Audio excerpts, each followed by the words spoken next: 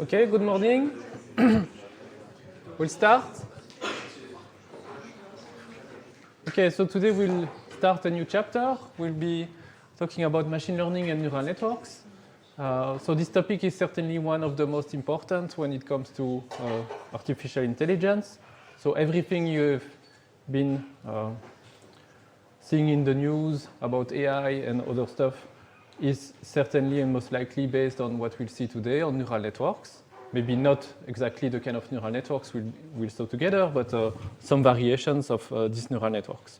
So basically everything related to, I would say, modern AI, as we call it in 2024, is based on machine learning and specifically on deep learning and neural networks. So this is what we'll see today. This is so important that I will actually do 2 lectures on this topic. So this lecture 7 will be split between today and next week. So I will take the time to explain this concept slowly, because I think it's really important if you only ever follow this course on AI, that at the end of this course you understand what is a neural network. If you don't, then that's a pity, because everything is based on neural networks these days. Okay, so the question, so we'll see 2 topics. I will first start with a generic introduction about machine learning, and I will introduce the mathematical formalism, and from there on we'll see a few machine learning models, and then from these simple models we'll build neural networks from them. Okay? So if we look at what we've been trying to do with agents, one assumption we have never questioned so far. So for example, if you look what we've been doing last week or the week before on probabilistic reasoning over time, a central assumption that we've been using is that the environment was known. For example, we assume that the transition model was known. Okay? Or if you take a regular search problem, you assume that you know, okay, if you're in some state S, you take some action A, you know what will be the result S prime. Or you know that in a probabilistic way, you know the conditional distribution of the next states, P of S prime given S and A. Okay? But you assume that you have this knowledge. And then you use this knowledge, for example, for planning or for filtering. Now the question that we'll try to answer today is, what if the environment is unknown? What if you don't know this transition model? Okay? And so the algorithm that we'll see today, or generally the concept of learning, will provide us with a way to basically be able to modify the agent's internal decision mechanisms and to improve its own performance. Okay? And the way we'll be able to do that is by just observing the environment, collecting data about the environment, and then from this data, we'll be able to fit a probabilistic model of the environment. And this is what we call learning. Okay? And so the idea in machine learning is not to try to hard code a computer inside a computer program everything we know or believe we know about the environment. That would be too complicated for most real-world problems. Instead, what we'll be doing is to just expose the agents to the real world. Then this agent or just the program will collect data, and then from this data we'll learn what is important, okay? Without ever actually hard coding too much about the environment. Okay? So this will be useful for us if we want to build intelligent agents, but actually these algorithms, these machine learning algorithms, they are useful for many tasks. So basically any task where it would be too difficult to write a computer program just from first principles to actually perform the task. If you are in this scenario, but at the same time it's easy to collect data about the task, then it's certainly a good candidate for trying machine learning algorithms. Okay? So let's start with a concrete example. Okay? Let's say I'm giving you a data set of images. Okay? And we have 2 stacks of images, images of cats, images of dogs. And then I ask you, okay, how would you write a computer program that takes some image as input, and then produce as output whether this image is a cat or a dog. How do you do that? With what you know. So what would be your approach with what you know so far about programming and maybe other things? Yes? The only thing I know are perceptrons, because we did a project about it. So Yes? I would need a lot of images, and then train just the perceptrons and try to match the image to my existing images. Okay. Does everyone know what is a perceptron? Okay, I see a few no's and a few yes. So if you don't, that's fine. We'll see together what is a perceptron. So if you don't know what is a perceptron, how would you solve this problem? Anyway, a perceptron would fail miserably also on this task. So how would you solve, what would be your engineering approach to solve this problem?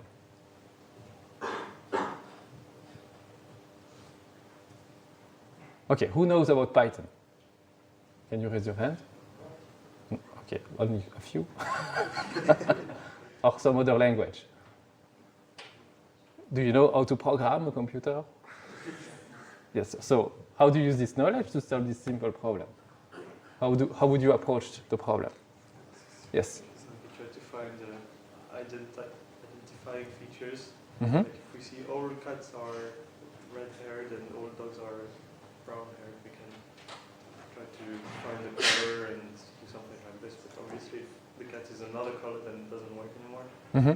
So you need to identify some features somehow.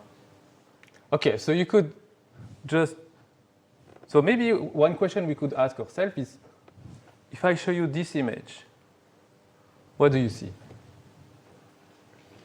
How do you know that?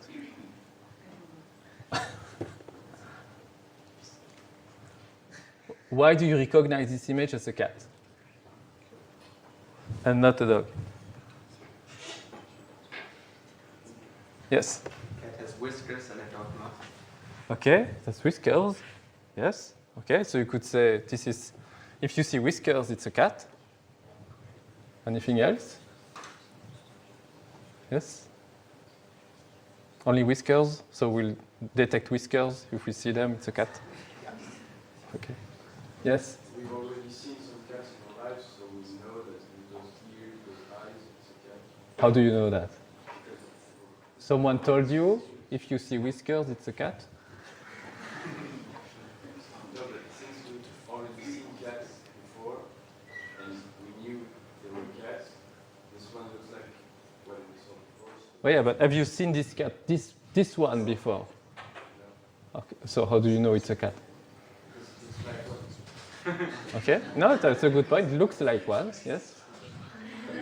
And does this look like a dog?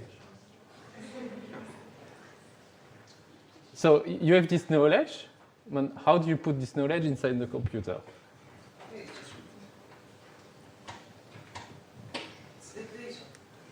It's the data. What do you do? It's like a memory. Mm-hmm. So we have knowledge. So we think, but we cannot see this huge. It's not a huge chunk. It's a small reaction in the think. So we can recognize between them. Okay, but I mean, if you want to program that into a computer, what do you do? We must feed them the data. And then what? So walk me through the steps. We give them 100 images or picture of a cat, and 100 image of dog. And Then we must say. okay, so you have these two folders that you put into your computers with cats and dogs. So what?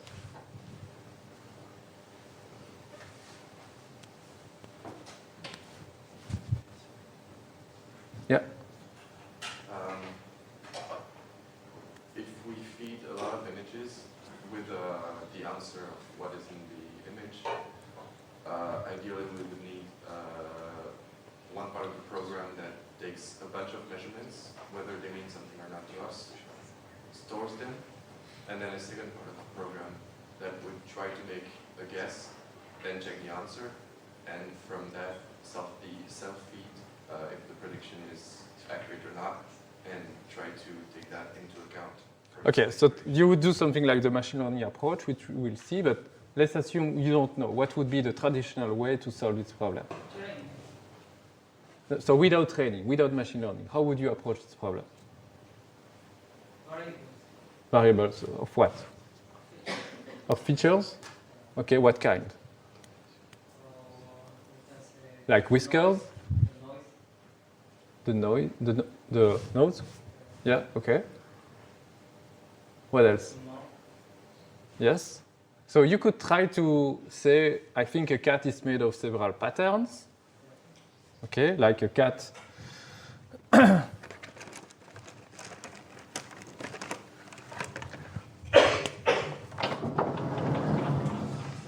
So a cat is made of a head, which is more or less circular.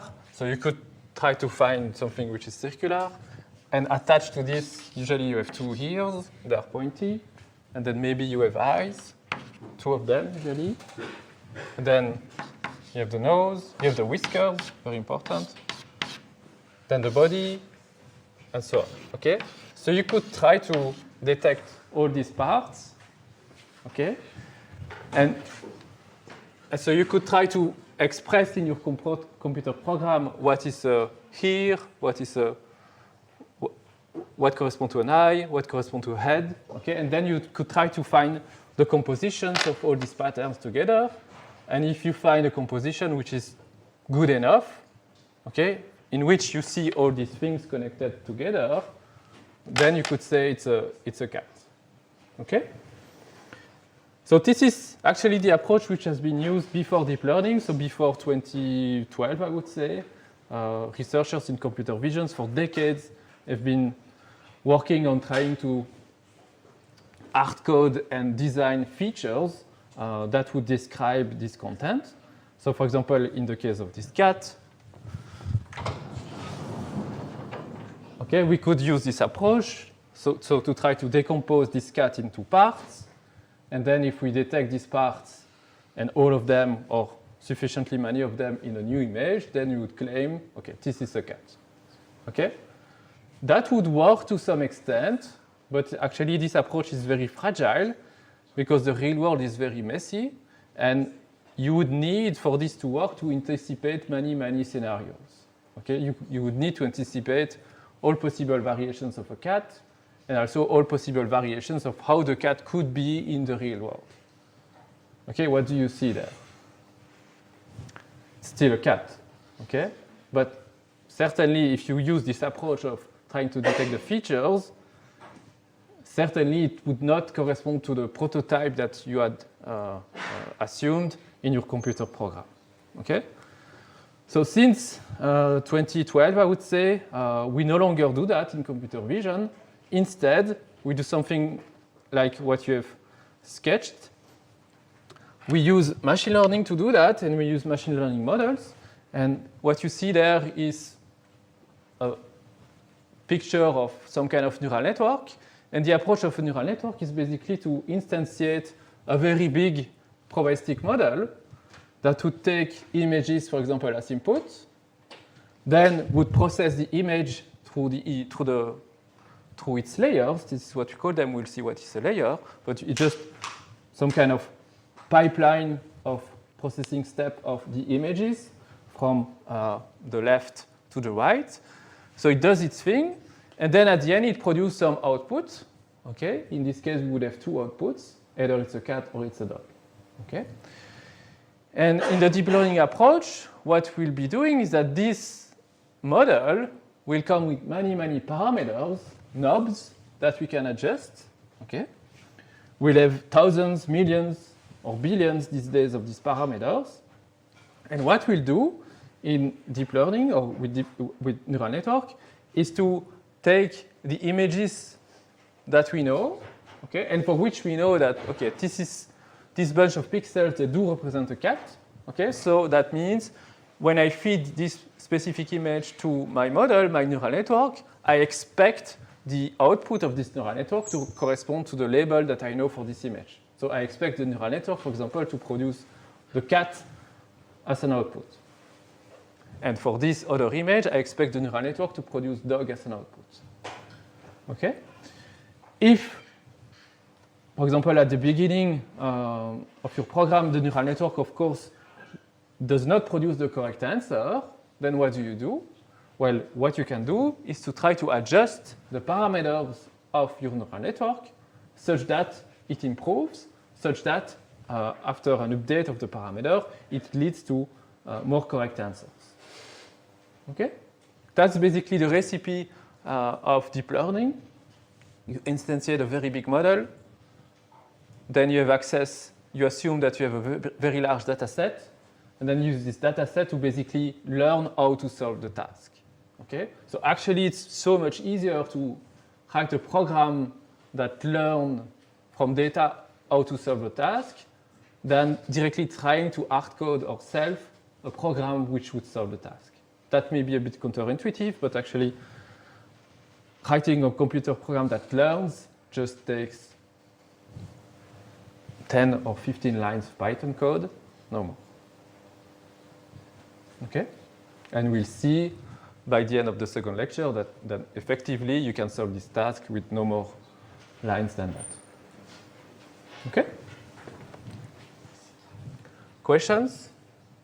Comments? Okay. Okay, so I will first formalize a bit the problem that we'll consider in these two lectures. I will focus on what we call supervised learning, which is a class of problems that we have in machine learning, in which we assume that we are given a data set of pairs of inputs and outputs. Okay?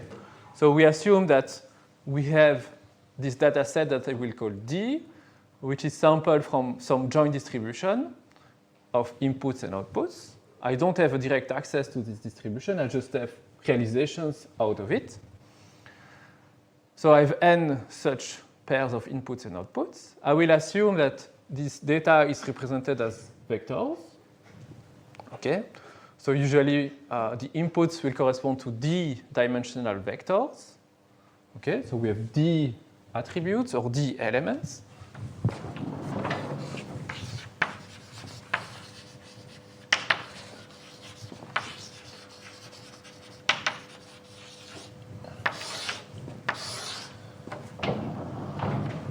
Okay, so we have D, which is this data set of pairs.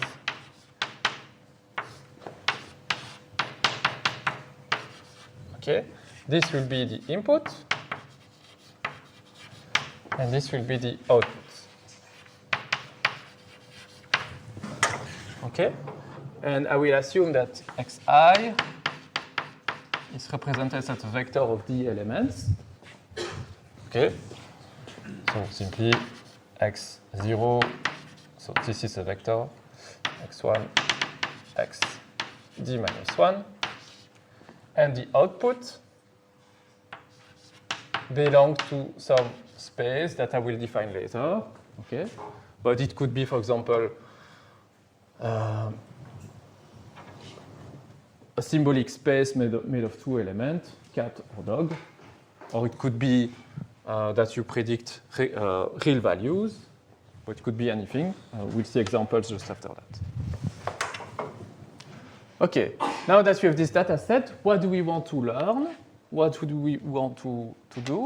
What we are trying to do is to find some relationship that, given x, give us a good estimate of y. Okay, so we want to learn some kind of function that takes as input x and produce y as output. Okay? Similar to the pairs that we have in the dataset D. Okay? So I will frame that as the problem of identifying a probabilistic model. So what I will be doing is to try to learn a model in the form of a conditional distribution of plausible values for the output given some input x. Okay?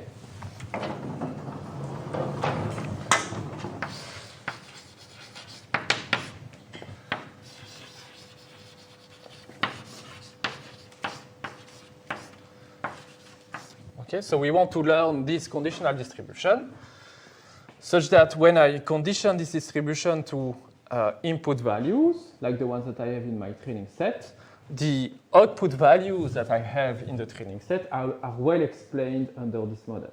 Okay, so meaning these y values are very likely under my model. Okay, and so the thing I will have to specify is what is the parametric form of this model. For us, it will be a neural network. Okay, and then I will have to specify or to try to identify the parameters theta of this model.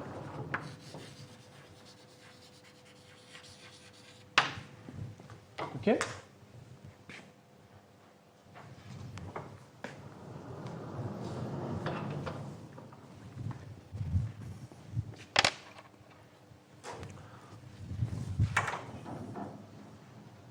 So this may look like a very dry problem, but actually you can instantiate many interesting problems from this formulation.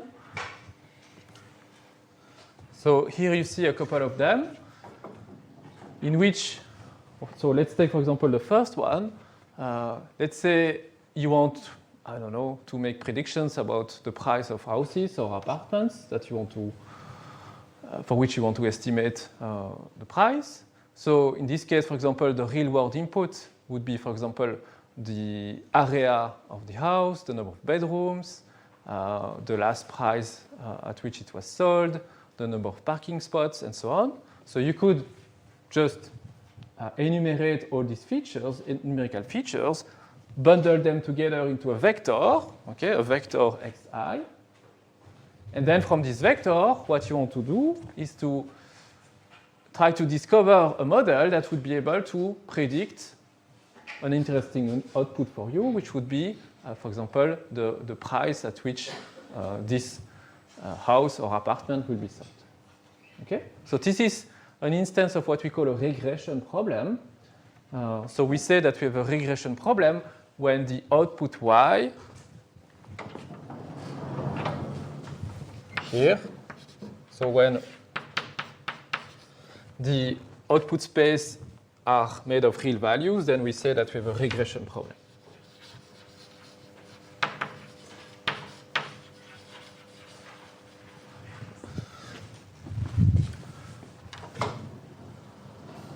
The second example, B, is another regression problem in which, for example, in this case, we have as real-world input a molecule, and then we want to associate or to determine, for example, the freezing point or the boiling point of this chemical compound.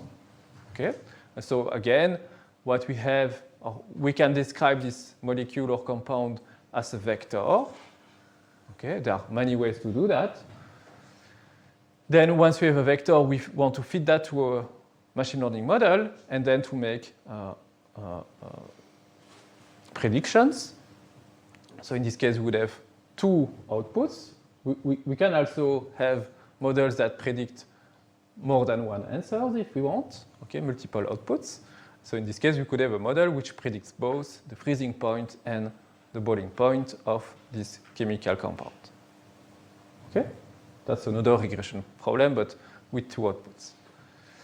Then you have, after that, three examples of classification problem, where in the first, what we have is some piece of text, which, for example, could represent a review about, let's say, a restaurant. And then we can transform this piece of text into a vector, okay, of numbers. Then we feed this vector again to a machine learning model, and we want to predict, for example, if, or to estimate if this piece of text is rather positive or negative. Okay, it's a binary classification problem in this case. And so we could frame that as a problem of trying to predict two numbers, in this case, two numbers, one for each of the two outcomes. Okay, and each value represents the probability that we associate to either outcome. Okay? Another example of a classification problem would be, for example, this one, where we take as input a waveform, let's say some piece of music, Then again, we transform that into a vector, which could be quite big. We feed that to a machine learning model, and then let's say we want to classify this piece of music into its genre, for example, like classical, electronics, hip-hop, or others. And again, what we have to do, if we want to frame that as a supervised learning problem, is to predict a vector of probability estimates for each one of these genre values, given the inputs. Okay, and finally, the last one in this slide is the case of a classification problem of images, where we want to associate a class to the image. And so, for example, you could have classes corresponding to objects or animals or buildings or whatever. And so you could have a large set of possible classes. And so, for example, in this case, you have the image, obviously, of a bicycle. You can transform that into a big vector of numbers, process this vector through a machine learning model, and then produce as output a big vector of probability estimates, one for each of the possible classes. And what you want, obviously, is that for example, the bicycle class, that the probability will be high under your model for this particular image. Okay? And so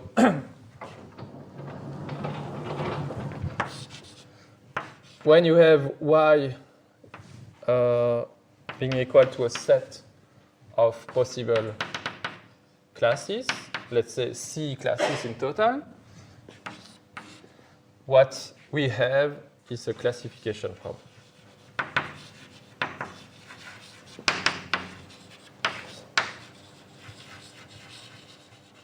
So if we take our example of building a program that takes an image of a cat or a dog as input and then has to produce some answer, would you say it's a regression or a classification problem?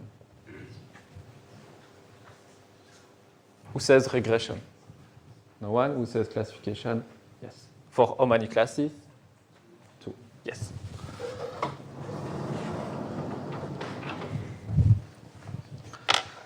Okay, so this is for the case of, I would say, simple output space, when it's either real values or multiple of them or classification values. But actually, you can also have what we call structure spaces, where what you want to predict is not just one real value, but it could be a whole image itself.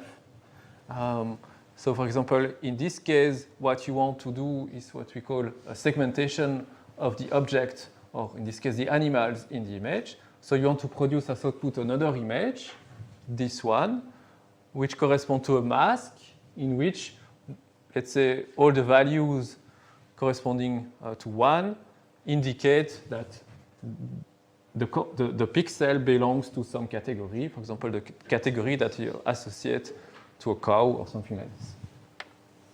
Okay? And so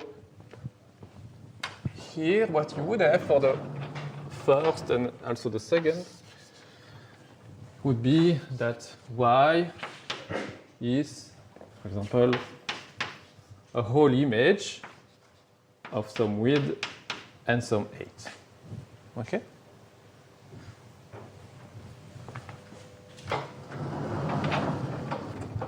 The second example in the slide is another instance of that, where the output is another kind of image, but not the image of a mask.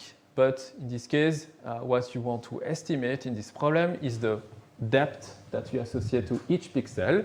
So from the point of view of the observer, observing this image, or the camera capturing this image, you want to say, for example, that the pixels there at the bottom are close to the observer.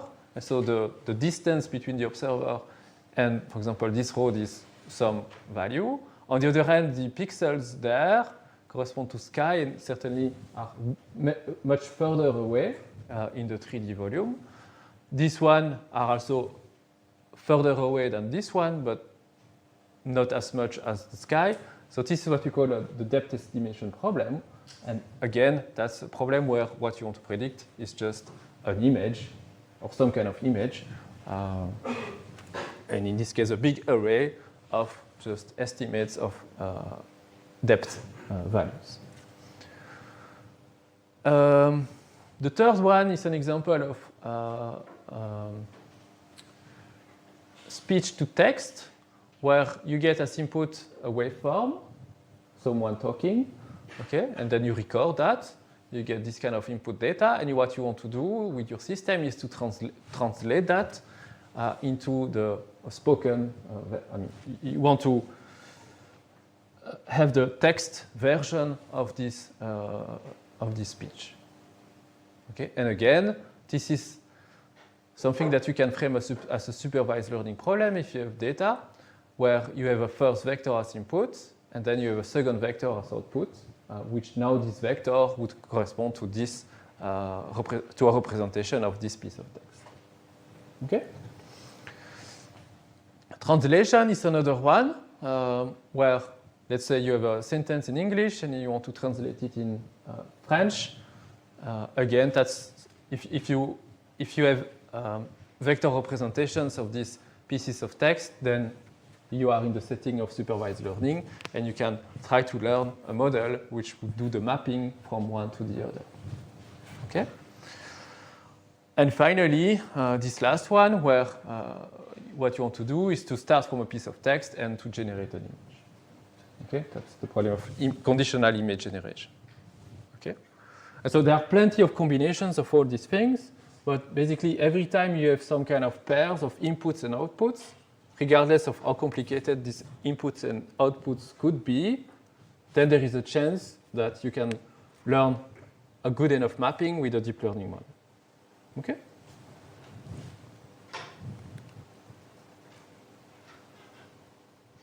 Okay, so before tackling this much more interesting problem, we'll start from the basics. So we'll start with a very simple model, which we call the linear regression model, just to set all to give you a simple version of the recipe first, and then we'll make this more complicated. Okay, so in linear regression,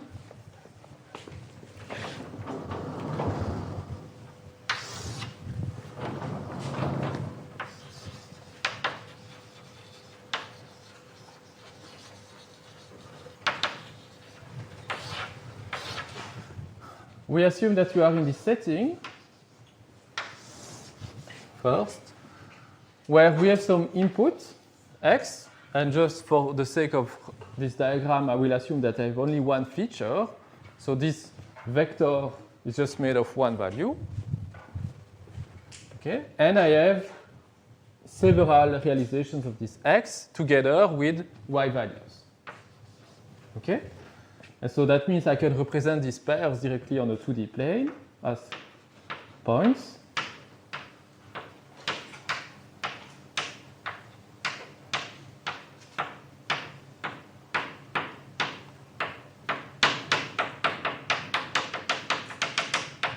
Okay, you have this. Okay, this is your data set. Okay, so all these points there.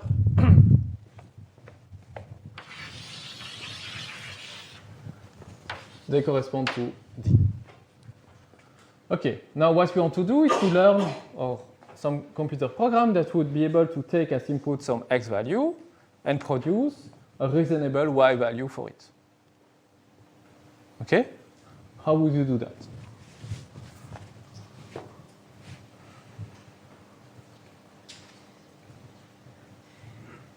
Yes? By the least square method. So we are trying to find a function like y equals ax plus b. Okay. But well, each point has a certain offset to this true linear line, and we're trying to minimize the error to this line. Okay, and why do you do that? Well, it's very intuitive to see that the points are distributed in a way that they could form a certain linear line. Okay, so your assumption is that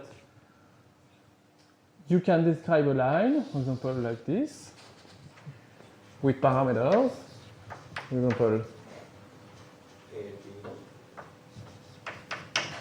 like this, and then What do? How do you find W and B? Well, we can define a certain error for each point. Okay, what do you mean by an error? So let's say I'm looking at this one.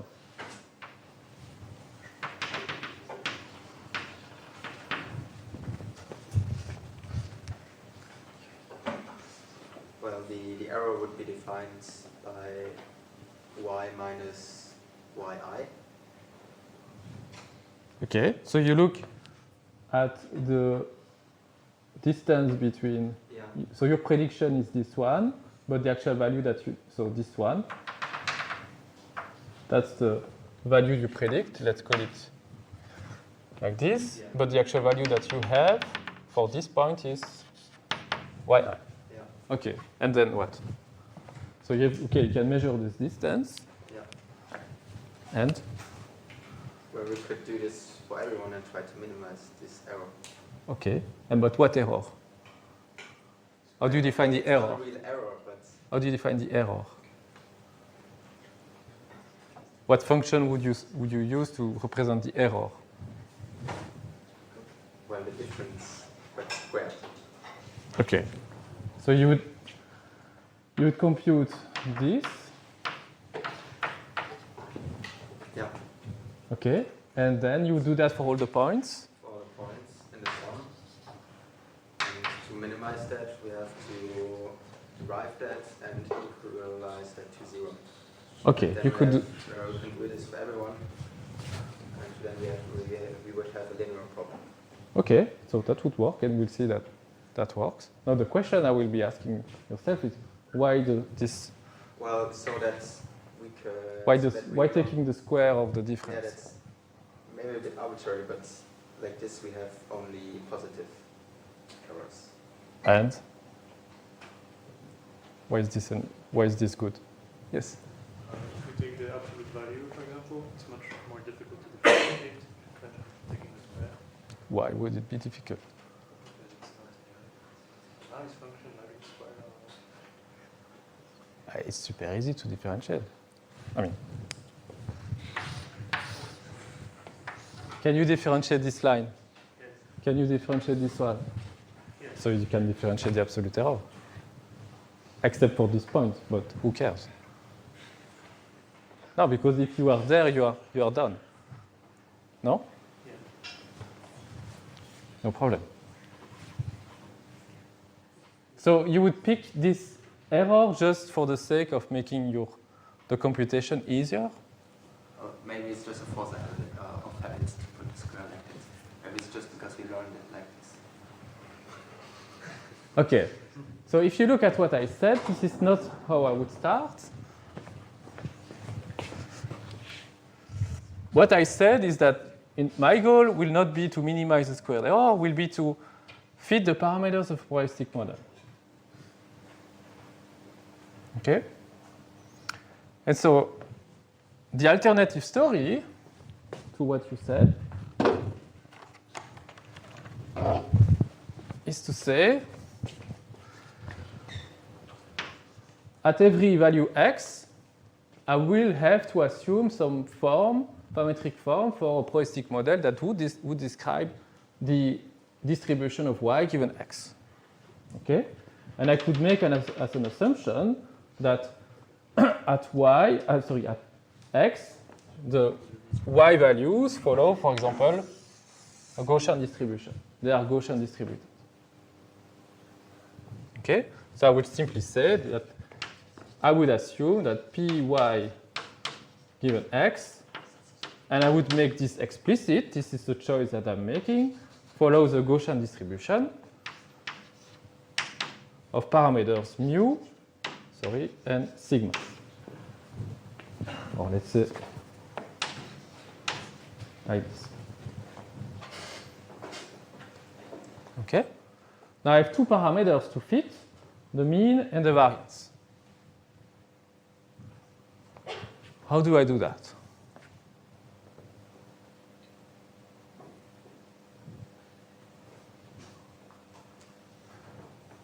Well, so before answering that, let's say I'm instead at this position, I will also assume that the y values are Gaussian distributed. Okay, and I will make this assumption actually everywhere on the input space.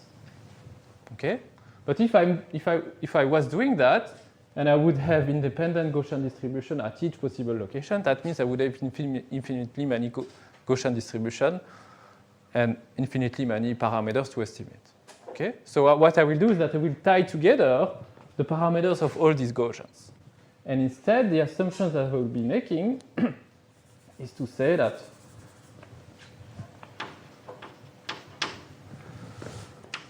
the y value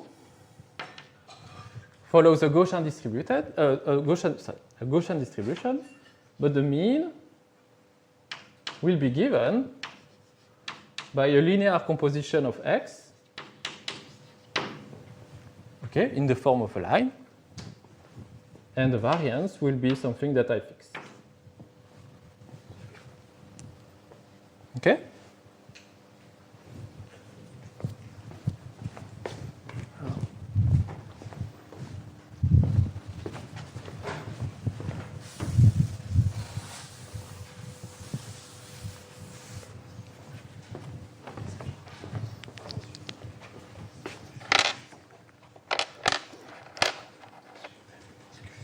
Okay, so we make this assumption. In a linear regression model, we assume this probabilistic relationship between inputs and outputs. We say that we model the conditional distribution of y, the output given the input x, as a Gaussian distribution on the y values of parameters W transpose, where W is a vector, times x, the input, which is also a vector, plus b, a scalar. Okay, so this gives us a scalar value representing the mean. And the second parameter is sigma squared, the variance of the Gaussian distribution. And if we make this assumption, then we have to determine parameters. And the parameters here I'm specifying are W and B. So this W vector, and which represent the slope, and B the offset. Okay? How do I estimate the parameters?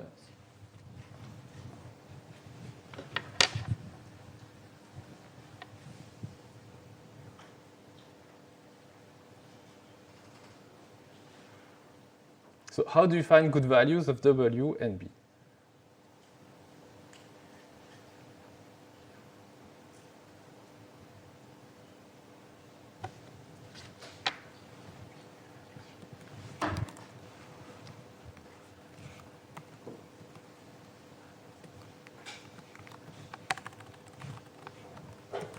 Yes? The maximum value. Yes. So what we'll do is just to follow the recipe we've sketched already in lecture 5. We have a probabilistic model, we have data. The probabilistic model comes with parameters that we need to fit. So we just follow the maximum likelihood estimation principle to identify good values for W and B. Okay? So let's do this here, or maybe on the big one.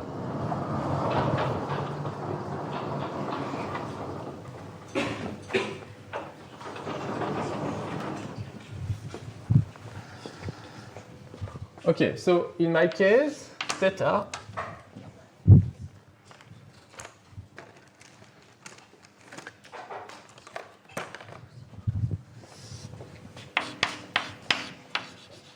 is W and B.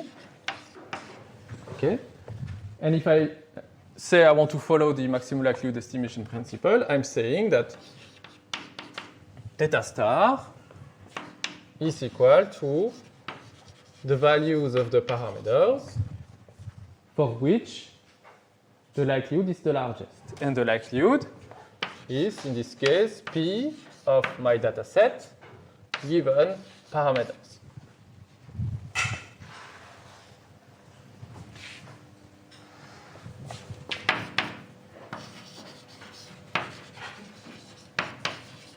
Okay, So here I will make a strong assumption. I will assume that all the pairs that I have in D are ID. They are independently and identically distributed. And the independence assumption allows me to rewrite this joint as a product over marginals. Okay? So this would be the same as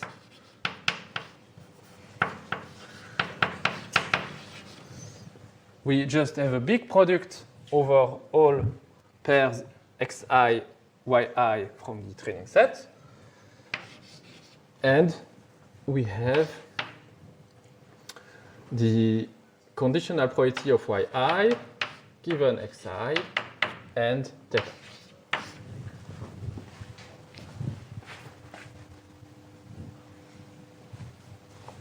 Okay, because it's I.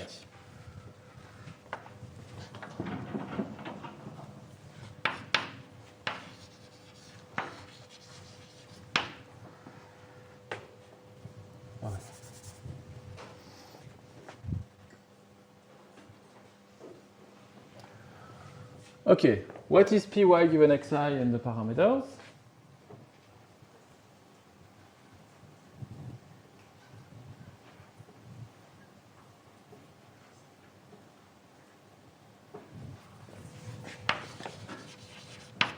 Well, this thing is my model. Okay, it's my Gaussian distribution.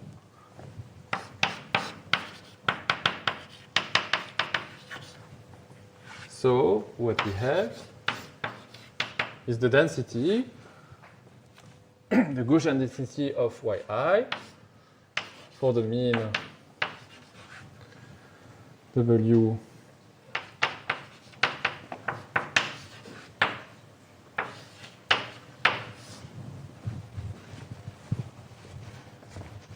okay, so I'm just replacing this expression by my assumption. Okay, there is nothing special about that. Okay, and then for numerical reason, what I will do now is to take the logarithm of that. Okay, because I know the Gaussian is in the exponential family, so when I will take the log of its density, things will simplify. And so I can. So if you maximize the logarithm of the density, okay, it's the same as maximizing the density. The solution will remain the same. And similarly, I could also, instead of maximizing, minimize the negative of the log likelihood. This is what we do usually. So I will transform this max as a minimization problem of the negative of the log likelihood.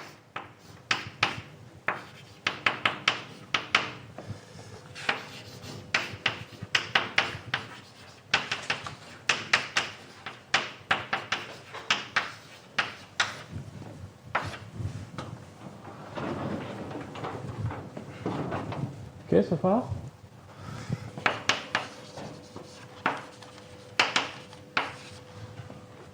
Okay, now I have the log of a product, which I can rewrite as the sum of the logs.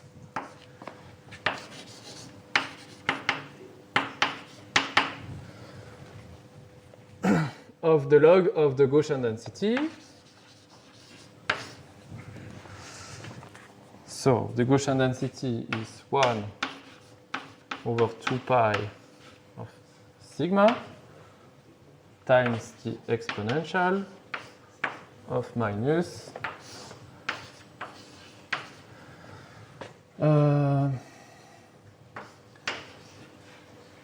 yi minus our prediction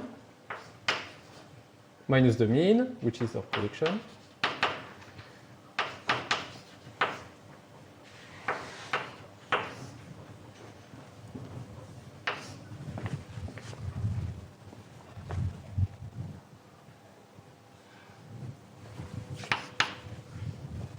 Okay, so this is just a regular probability density function for a normal distribution. And now everything will simplify. So we have the logarithm of a product that becomes the sum of two logarithms. Okay, the logarithm of this plus the logarithm of this. Okay, you see that the logarithm of this part do not depend on theta. Okay, if we say that the variance is fixed, let's say to 1, okay, it does not depend on theta, so on either W or B. So I can just remove it. It will not change the solution.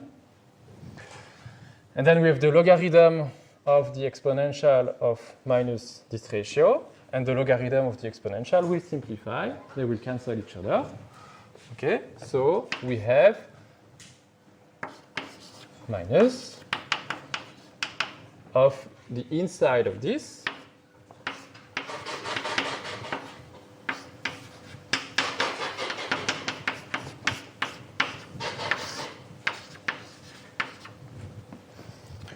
okay, and here you see that these two minus, they cancel each other. And this can further be rewritten if we notice that, again, this denominator do not depend on theta.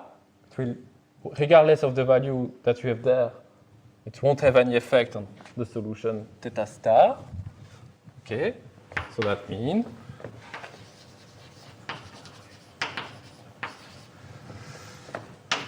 the solution, the maximum likelihood estimate solution,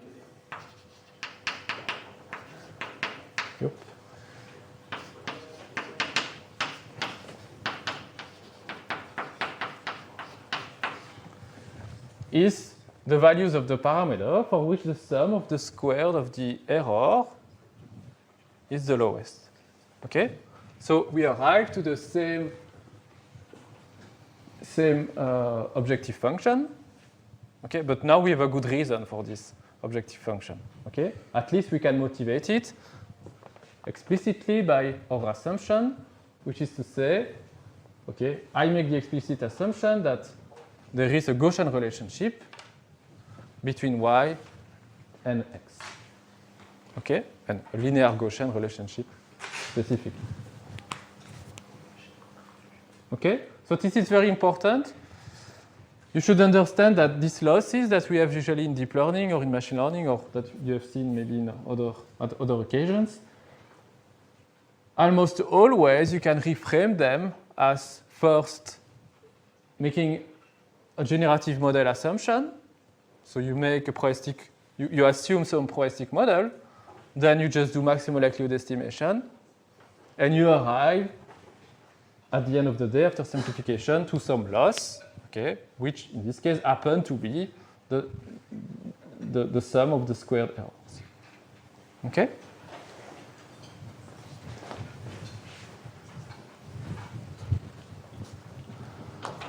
Questions?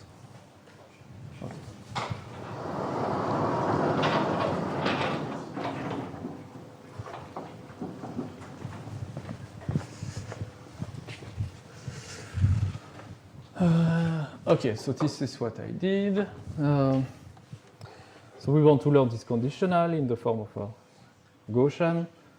And we have just derived that indeed this can be re-expressed as minimizing the sum of squared error.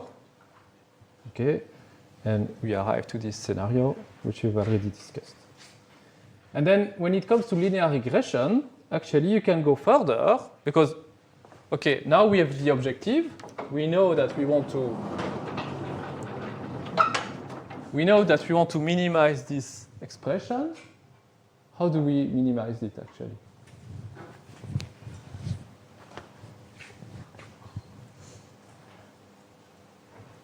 Derivative and then equality to 0. Okay, so you can differentiate with so you can so.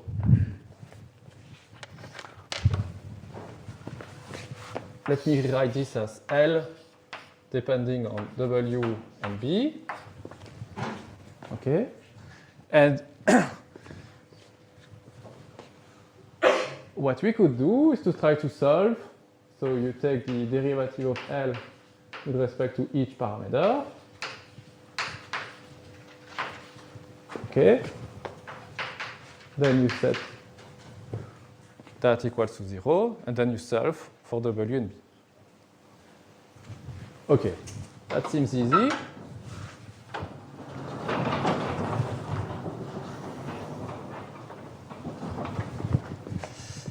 And if you do all the derivations, but I will spare you with that, we arrive to this expression for W, which we get analytically. So there is a trick, however. So here, so there is this B term, which is a bit annoying to simplify the expressions. So you can completely remove it if you assume that you always have, as part of the input vector, a feature which is constant, okay, which is always the same and non-zero for all x vectors. Okay, it could be 1, for example. Then the W component that we'll learn in association with this constant element will be the same as this B offset. Okay? So if you rewrite your problem in this way, where you absorb the bias term or the offset term into the weight vector by hiding this constant feature, then the solution, which you would then obtain by indeed differentiating the loss with respect to W and then solving, in this case would be equal to this expression, where X is the input matrix. What is the input matrix? It's just your data set, where you would have as many rows in this matrix as you have elements in D. Okay? And each row would be made now of D plus 1 element. So you have the D original features, and then you have this additional one here, where we have 1, 1, 1, 1, etc. Okay? So you instantiate this, your data set in the form of this matrix. You do the same for Y. You say now the output is a big vector, column vector, where you put y1, y2, yn. Okay? And then you just obtain the maximum likelihood estimate for W by computing this expression. Okay? And once you have this, once you have W, then that means you have a good parameterization for this blue line, which fits the data the best in the sense of the maximum likelihood estimate.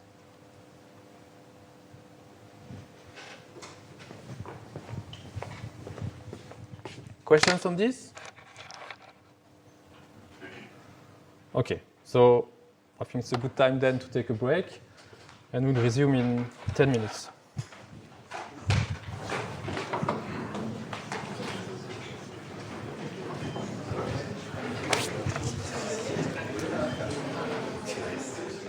Un, deux.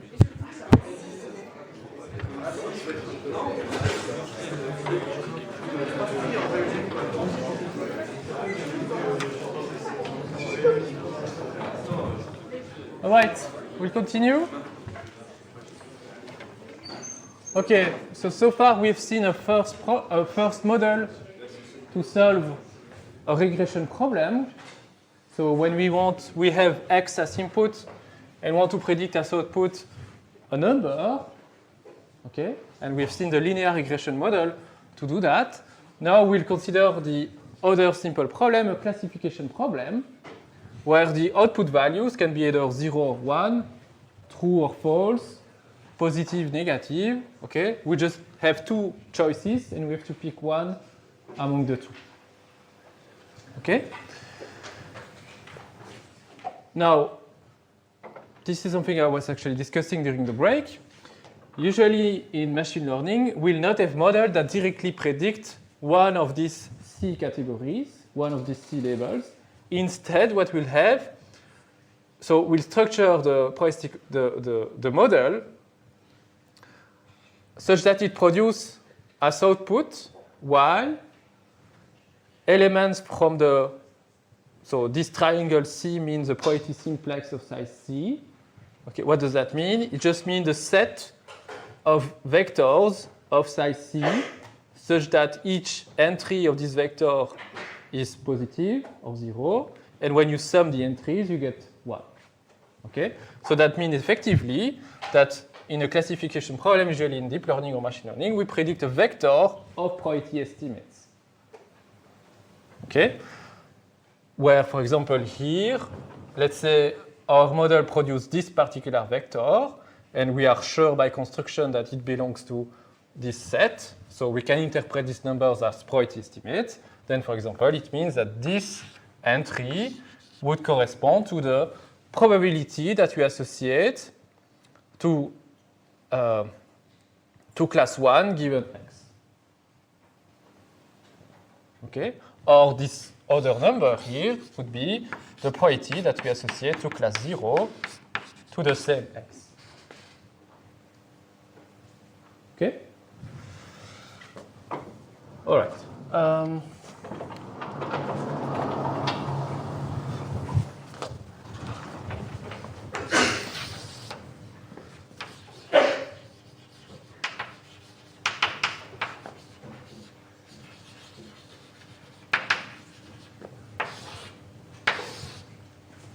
Okay. So here we'll assume now that the output space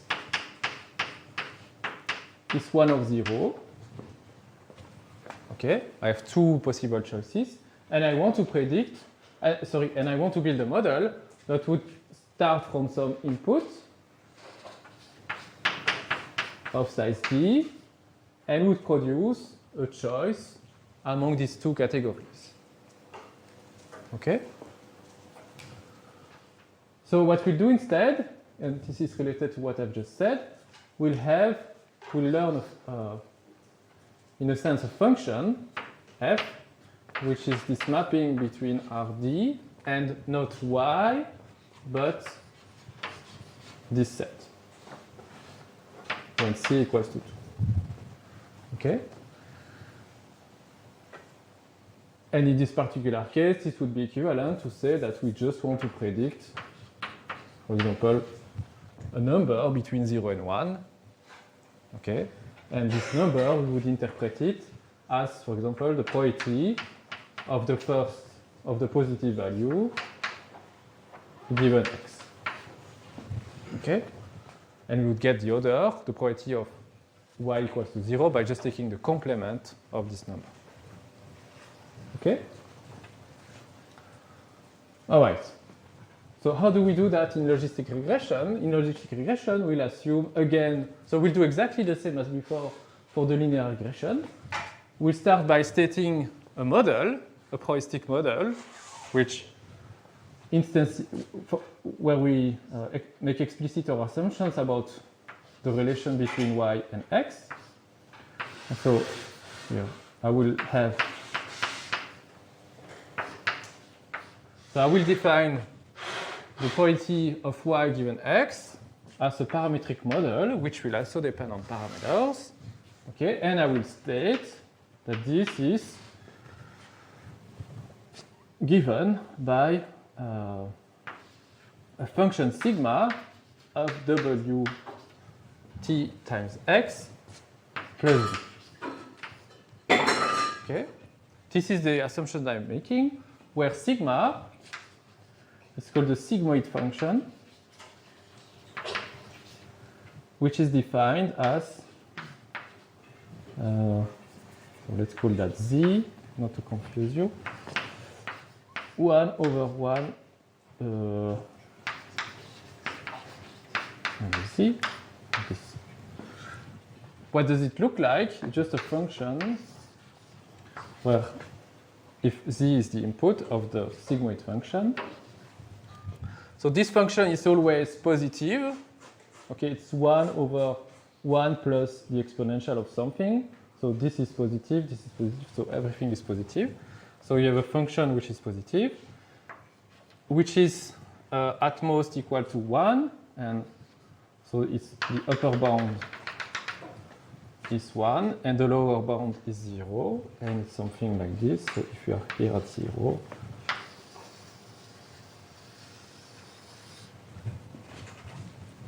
okay, so we'll say that the probability of class 1 given x follows this distribution.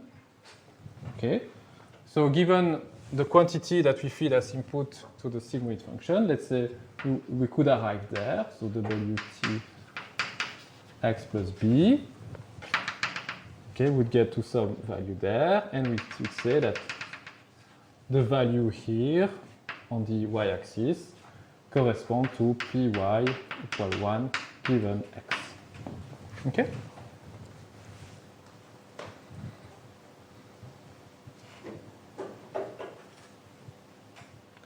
So it just means that, okay, we'll compute some scalar number, some score. Okay, this quantity is just a number. And we'll say, if this number is large enough, then we'll associate to this x the positive value, because if it's large enough, you are in this regime, and you'll associate the positive class. On the other hand, if the number here is very low and negative, you will be in this regime of the sigmoid function, and then you will associate with very low probability the positive class, or vice versa, you will associate with high probability the negative class to this x. Okay? And you may have something in between where this number here is close to 0, in which case you would say, basically, I don't know, okay? And you say that the probability of y1 is 50%, and the other also 50%, or close to that. Okay? All right. How do you fit theta given a data set?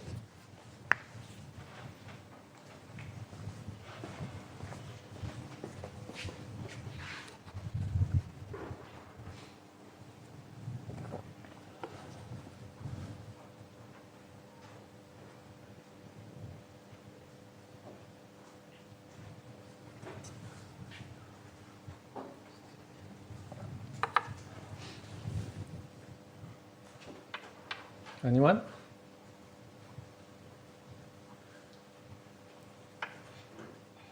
So what we have done so far is that we assume that we have a data set of pairs, inputs and outputs, as before. We've assumed some probabilistic model from the input to the output, but this model depends on parameters. We have to fit these parameters. How do we do that?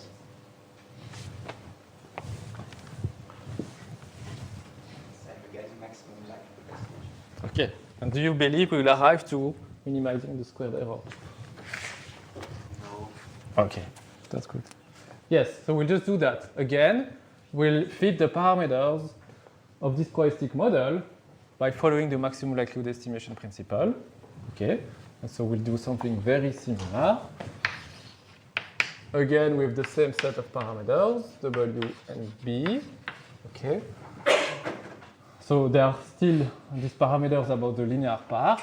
Okay. The only difference from before is that now we no longer assume that these correspond to the parameters of a Gaussian distribution, the mean of a Gaussian distribution, but rather to the, you can view that as a Bernoulli distribution, and we are just estimating its parameter. Okay? All right.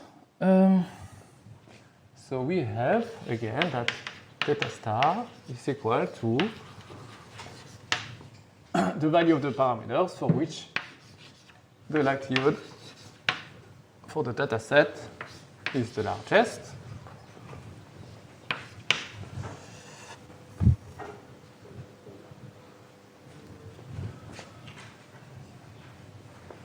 Okay, because of the same assumption, this can be written as the maximum over product of the pairs in the data set.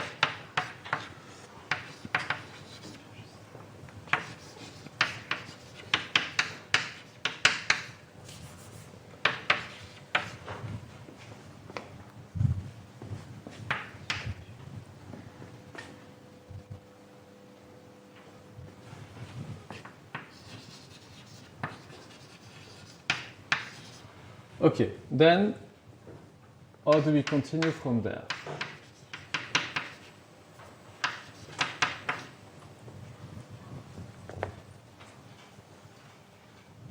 So what is Py given Xi?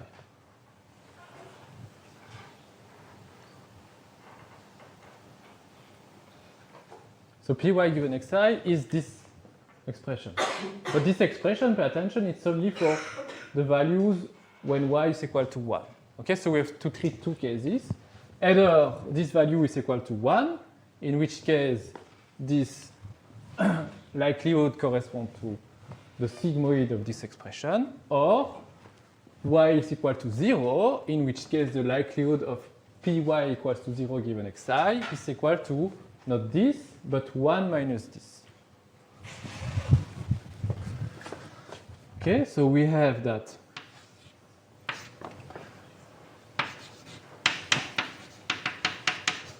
it's equal to this or that.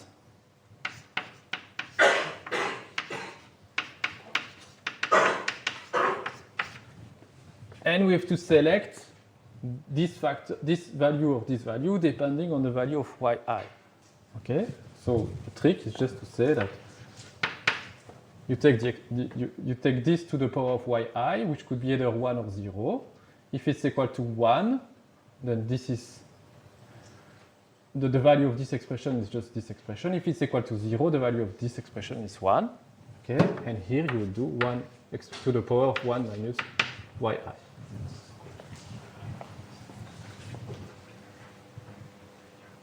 Okay?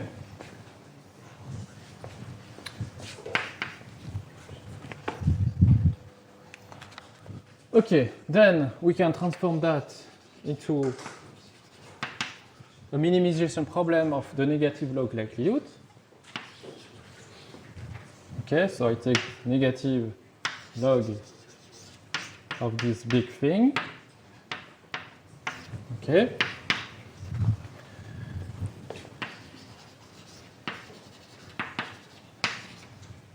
And now we have that the log of this product become a sum of the logs. And we have the logs of these expressions. Okay. So we have a product. We can also rewrite it as a product of two logs. We would have the log of this plus the log of this. And then inside we have the log of something to the power of yi. Okay, and we can rewrite the yi out of the log. Okay, so if you do all this, we arrive to minus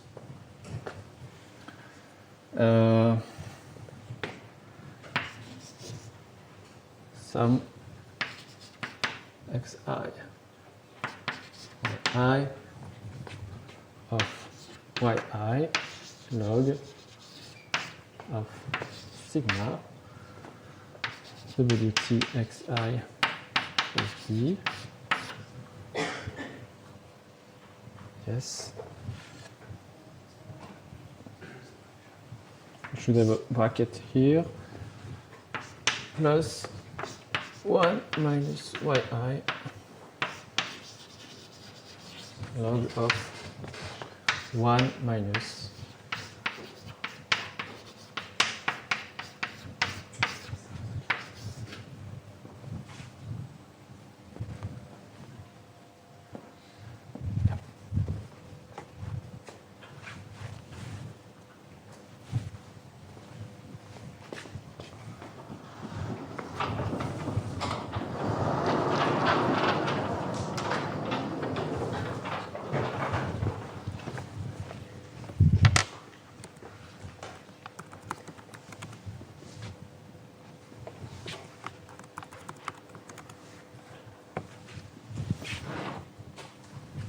okay. Okay, so you have all of this in the slides, more or less. So we started from this model, the sigmoid of these linear combinations of the input. And we said that this is our probabilistic model for the positive class given x. Then you do maximum likelihood estimation. You derive, and you arrive to this objective function, okay, the minimization of this. And this is something, this expression is what we call the cross-entropy loss, okay, which is the typical objective function which is used in deep learning to solve classification problem. Or more exactly, it's not the cross-entropy loss, it's an estimator of that loss, whatever. But again, what I want to stress is that this loss does not come out of nowhere. It's because we make this assumption of how y is distributed given x, and then we just do maximal likelihood estimation that we arrive to this particular objective function. Okay, so we have this, and again we are faced with the same problem. We have to actually minimize now this expression. Okay, because we want to find good values of w and d. How would you do that?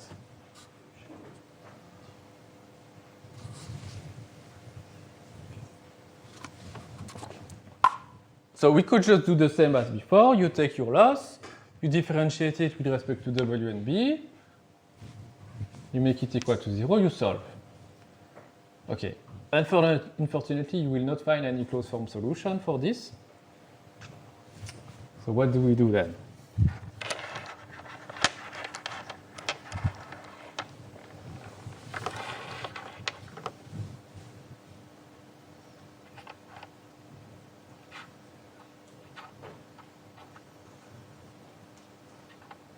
Anyone?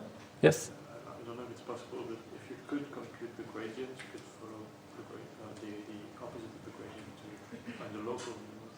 Okay. Do you think we will be able to differentiate this expression? You don't know. Okay. So this is the expression we want to differentiate. Can you differentiate the sum? Yes. Good. Can you differentiate the logarithm? Can you differentiate the sigmoid, which is, where is it?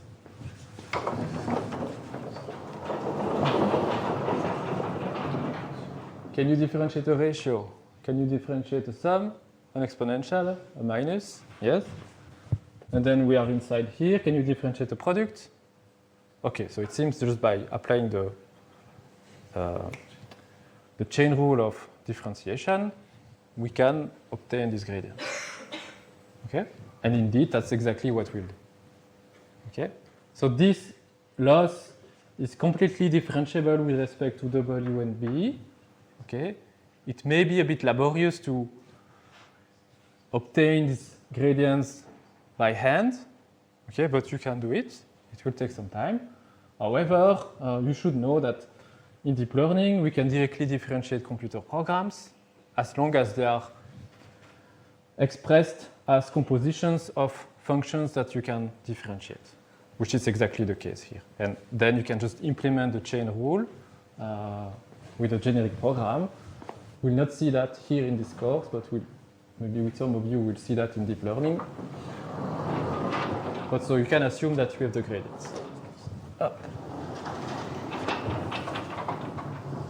Okay, so what do you do with these gradients then? You follow it in some fixed increment or something, and you find where it cancels out. Oh, where it cancels out, and you found the minimum locally. Yeah, okay. So this algorithm is known as gradient descent. It's exactly the recipe which is used to fit the parameters of most machine learning models. So how does it work? Well, it starts with the realization that, yes, unfortunately, this loss, for example, this curve in black, will not have a closed form solution. Okay? So what we'll do instead is to try to improve the parameters incrementally, okay, by following the steepest descent of the loss, at least locally, and then we'll proceed like this iteratively. We'll make a step. We'll arrive to a new location on the loss landscape, and then we'll make a new step, and then a third step, and so on and so forth, by following every time the steepest direction locally at the current parameter values. So how does that work? So let's assume that we denote the parameters as theta, as before. So in the case of logistic regression, we would have W and B, and similarly for linear regression. Okay? And what we do in gradient descent is that we assume, instead of trying directly to minimize this function in black, we'll assume a surrogate of the function, an approximation of the function, which is not too bad, at least in the neighborhood of the current parameterization. Let's call it theta 0. Okay? So if you are currently there on the blue point, and let's call this theta 0, then we'll define a surrogate, which is an approximation of the function in black, which will be good enough, at least in the neighborhood of the blue point. Okay? But much further away will not use its value. So one way to express this surrogate is in this form. What we do is just we take a first-order Taylor approximation of the actual loss, and that gives you the two first terms. But the first Taylor approximation will just give you an hyperplane, which is good locally, but certainly you should not trust it if you go too far away from the blue point. And so what we do in addition to that, we add to the approximation a quadratic penalty, which says that basically if you go too far away, so this is a function of epsilon, the distance from the blue point. If you go too far away from the blue point, which happens when epsilon is large, then you will be penalized, and you will be penalized quadratically with the distance. Okay? So we arrive to this approximation in red, which looks like a regular parabola. Okay? Now, how do you minimize a parabola? How do you identify the minimum of a parabola? Well, again, you differentiate the expression of the parabola, and then you solve. You make it equal to 0, you solve, and you arrive to the minimum. Okay? So if this is our expression of the parabola, we just differentiate L hat with respect to epsilon. Okay, so we take the gradient of L hat with respect to epsilon, parameterized at theta 0. When we differentiate with respect to epsilon, so this thing disappears, this term becomes just the gradient of the loss, okay, which we add from the first order Taylor approximation, and this one will become epsilon. Okay? Rescaled by this value 1 over gamma. Now we say this is equal to 0, this expression is equal to 0, okay, and we solve with respect to epsilon, and the value that we find is that epsilon at the minimum is minus gamma times the gradient of the loss. Okay? Which means that, so this will give us the direction, will give us the step that we should take from theta 0 to arrive to the minimum of the surrogate that we have defined. Okay? And that's exactly the rule, the update rule that we'll use in gradient descent. We'll say that we are currently at some position, let's say there. We compute the gradient locally. We solve. That gives us a step epsilon. And then we transport the current parameterization to this minimum. We arrive to a new value for the loss with a new so at a different location, we redetermine this surrogate, okay, which now will be different from the previous one. Again, we solve, we find another step, let's say this one, and we iterate like this until we arrive to a minimum.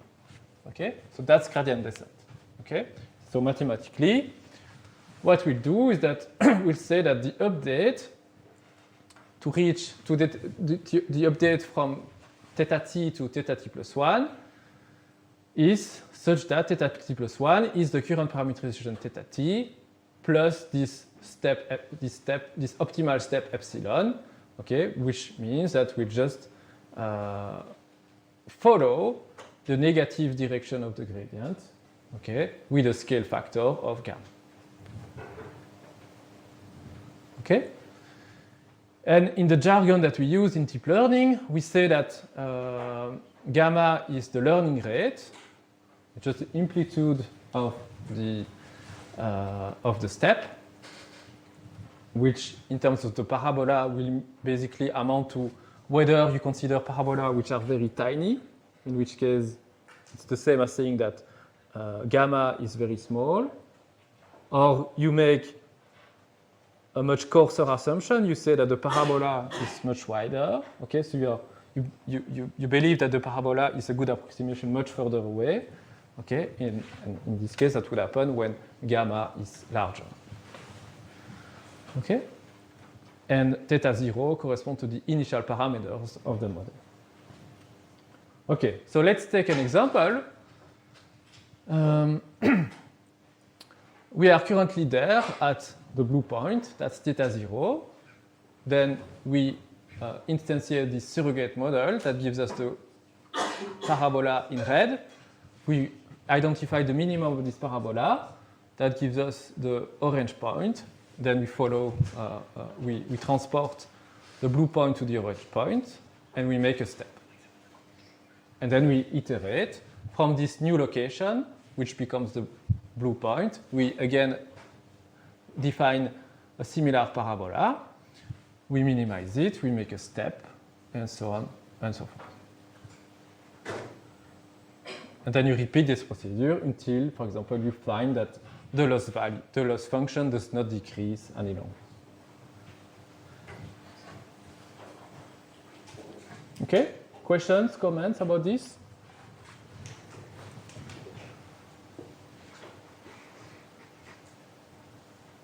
Yes? So if you use the second order approximation, is that when the momentum appears?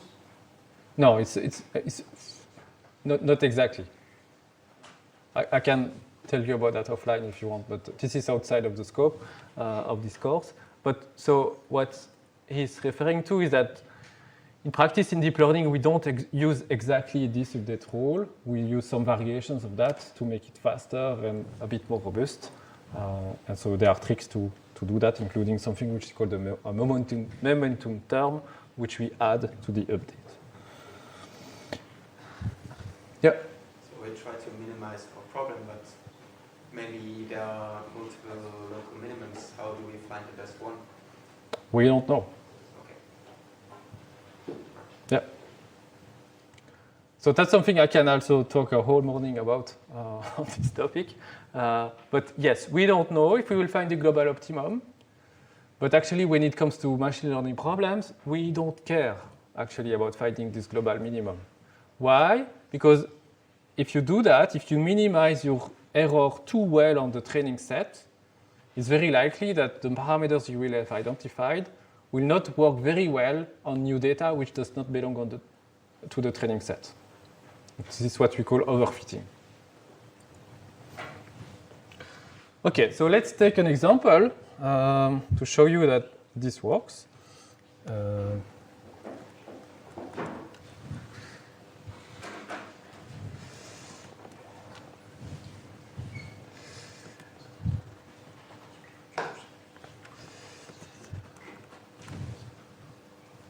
Okay. Okay, so I will just.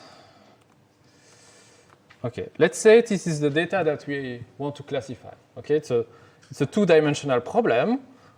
So what I mean is that the inputs are two-dimensionals. Okay, so just point coordinates on the 2D plane, and we associate a color to each point. Okay, so you have to, given, for example, this position where the cursor is currently, you want to predict either yellow or purple or something like this. Okay? If you are there, certainly you want to predict yellow, and so on and so forth. Okay? So that's an example of a classification problem. And so you can follow the recipe that we have defined before. So the model that we have is this, where is it? So we say that py given x is the sigmoid of this linear combination of the input.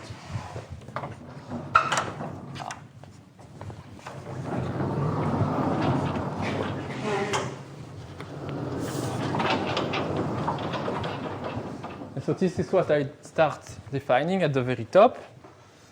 I'm defining this model as what we call a sequential neural network, but does not really matter here. It's just a linear layer. So these operations of multiplying the input by a vector and then adding this offset. Okay. So here we just have a linear operation going from d-dimensional inputs to one-dimensional output. Okay. And this output, I will feed it to the next element in this list. And this next element is just the sigmoid function. Okay? So this model is exactly what I've defined before on the blackboard. Then I define the loss that I want to minimize. In this case, I will use this. So BCE loss. What does that mean? It just means the binary cross-entropy loss. It's exactly the loss that we have derived there on the blackboard to your right. We'll use an optimization algorithm like gradient descent. In this case, we use something called ADAM, but it's just a variation of this algorithm. And then we'll do this update a few times. So I will have this for loop that I repeat 2,000 times. And what do I do at every step? I compute the prediction for my dataset X, and I call this prediction Y-pred. So I just evaluate the output given all my inputs. Then here in this line, what do we have? We just evaluate the quality of these predictions. So I pass the prediction and I pass the actual true values through the criterion function, okay, which will just evaluate how good or how bad are these predictions with respect to the ground truths that or the target values that I'm trying to reproduce. Forget about this. This is just for statistics. And then what I will do is that I will compute the gradient. This is what this backward operation does. It will compute the gradient with respect to the parameters that I've defined here. So in this case, model.parameters correspond to the union of all the parameters in all these elements. In this case, there is no parameter here, but here we have a parameter which corresponds to this W vector inside. Okay, so we just say to the optimizer, you should update all these parameters that you find in my model. And then when you do this, loss.backward, it will compute the gradients. It will evaluate the gradients. And then we use this gradient to make a step using the update rule defined in the optimizer ADAM. Okay? And then we iterate like this. And if we do this, this is what we find. Okay, let me maybe zoom out. So let's do it once again.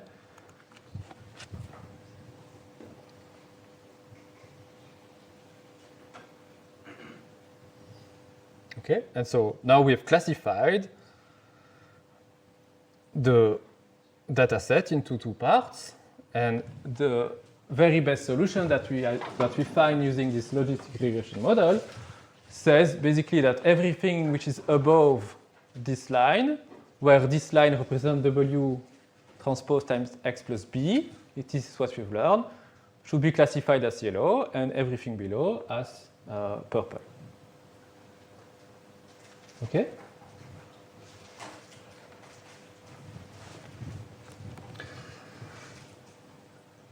So, are you satisfied with these results? So obviously we are making a few mistakes here. We are classifying, for example, all these data points as being from the purple class, even though in our training set, these same data points are associated with the yellow class. And vice versa for this part.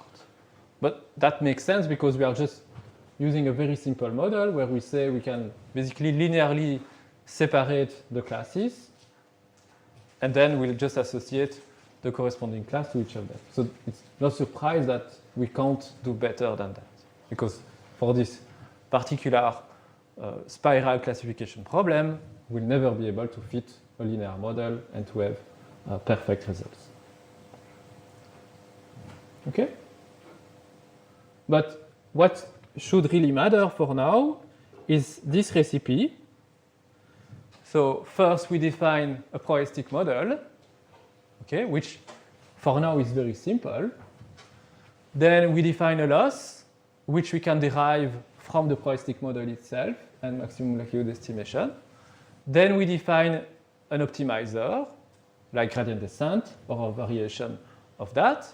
And then we iterate many, many times usually. And at every iteration, we evaluate the prediction, we compute the prediction of the model for the data set or for actually a subset of it usually.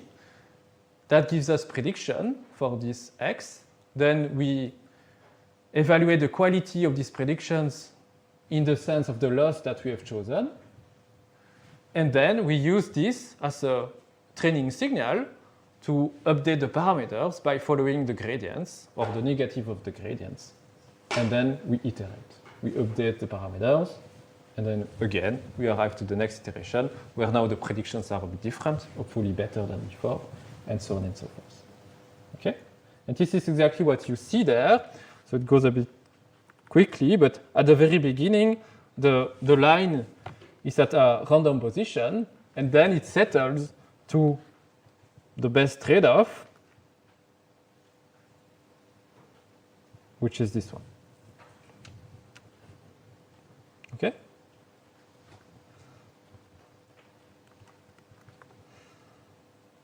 Questions? No? Okay, let's go back to the slides.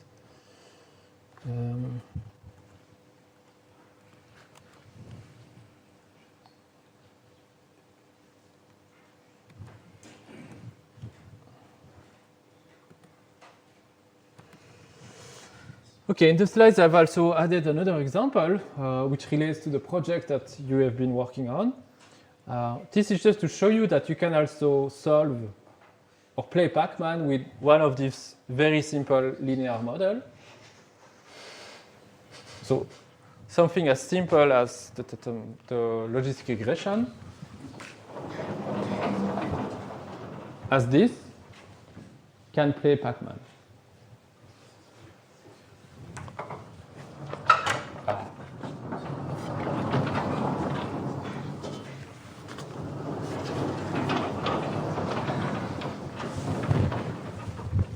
Okay, so how do we do that? What we have to do is to frame the game of Pac-Man as a supervised learning problem where we would have to predict, given some input, some output.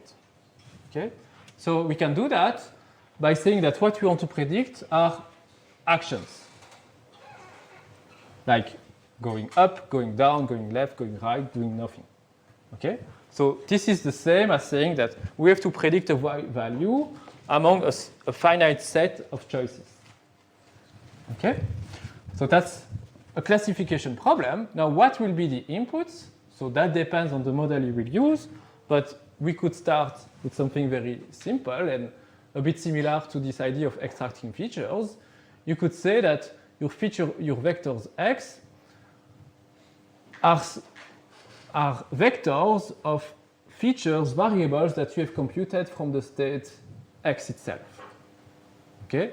So for example, you could have, I don't know, a first feature which corresponds to the position of Pac-Man along the x direction, a second feature which corresponds to the position of Pac-Man along the y direction. You could have the number of goals that remains. You could have, I don't know, the distance to the closest dot, the distance to the closest capsule. I mean, you can put anything you want. Okay, you are free to design these feature vectors, these feature attributes. And then what you want is to find a mapping between these feature vectors, which represent the state of a game, to an action. Okay, now if you want to do supervised learning, you need a training set. How do we get the training set in this case? So one thing that we'll do now, but I know it will not be very satisfactory, you could say that you observe someone playing, could be a real human player, or it could be one of the programs that you have yourself implemented. You observe this player playing, and from these observations, you collect data in the form of pairs, where you record at every time step the state of the game and the action that was played. Okay? And so, for example, if you observe, I don't know, a grandmaster playing Pac-Man, if that exists, then you will get certainly a very good training set, which you can use to basically imitate this player. if on the other hand, of course, you observe someone who cannot play the game very well, and then you try to do this, you will learn a policy which will play as badly as this player. Okay? But let's say we just want to do imitation learning. We want to imitate someone playing. Okay? So if we are in this setting, we can build this training set. Okay? And in this case, the goal will be to find a mapping or a probabilistic mapping from a state to actions. Okay? So this is a classification problem, and specifically a multi-class classification problem. So in the logistic regression model we've seen, it works with 2 classes. But in this case, we would have at least 4 possible choices. If we say that we have to move at every time step, going up, right, down, or left. So how do we use this logistic regression model if we have more than 2 classes? So one very simple way to do that is to say that we'll just have 4 independent logistic regression model, one for each of the possible actions. Okay? And then for each possible action, you say whether or not you should take this action. Or more precisely, you associate a probability to that action. Okay, so we have the state X. Then we'll have a first model, let's say M1, which will predict P of the first action being true given X. Okay? Where M1 is, for example, a logistic regression model. We could have a second model for the second action, which will produce as output P of A2 equals 1 given X. Okay? And we would repeat this for the number of actions that we have to predict. So MA, then we'll have P of A and A. Okay? So you train this list of logistic regression model, and so exactly following the recipe I've shown you. And then if you want to test, to use this model now to actually play the game, what you would do is that at every time step, you would compute the feature attributes for the state. You would pass this feature attribute to the first, the second, so to all your models. Each of them would give you a probability of the action. And then what you could do, for example, is to take for the action for which the probability value is the largest. Okay? Yeah. Don't you also have a model for not moving? So Yeah, sure. You can also do that if you want.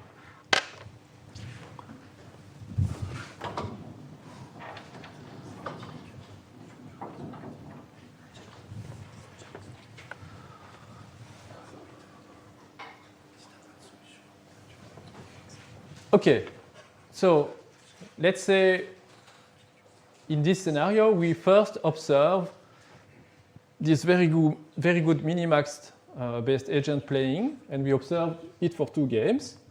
And from these 2 games, we'll record our data set.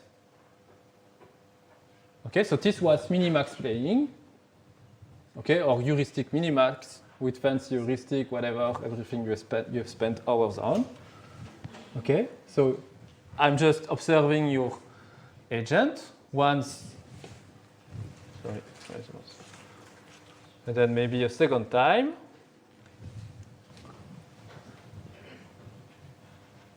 So this is still minimax playing. So this is the regular Pac-Man game with capsules giving superpower to Pac-Man to kill the ghost.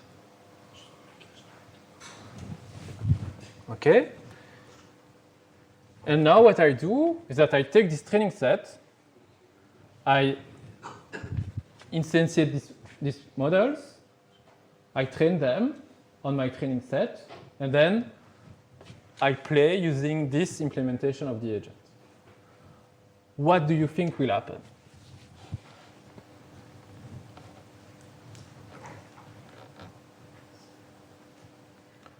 Will it play badly? I mean, it's just a line, no? Yeah. So each of these is just the sigmoid of W1 x plus B1. This is just W2 x 2, and so on. So, who thinks it will play badly? Can you raise your hand? Okay, a few. Who will play? Who thinks it will play decently, but not at the same level as the previous player? 1, 2. And who thinks it will play as well as the other player? Okay, so let's see.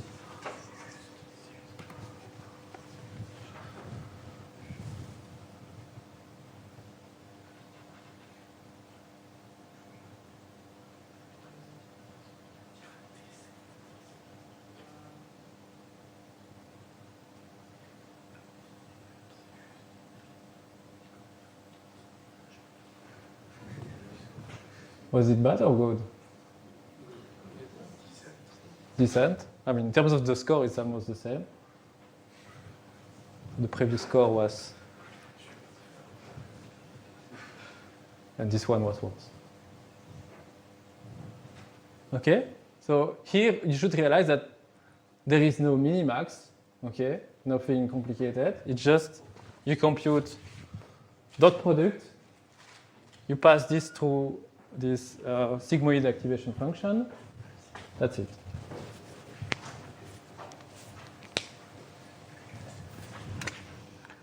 Why does it work so well in this case? It's because certainly we have picked a very good and powerful representation of the state x, such that yes, a linear operator on this representation is good enough to obtain good results.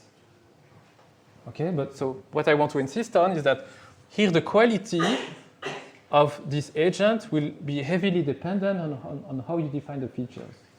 And you can try that for yourself if you want.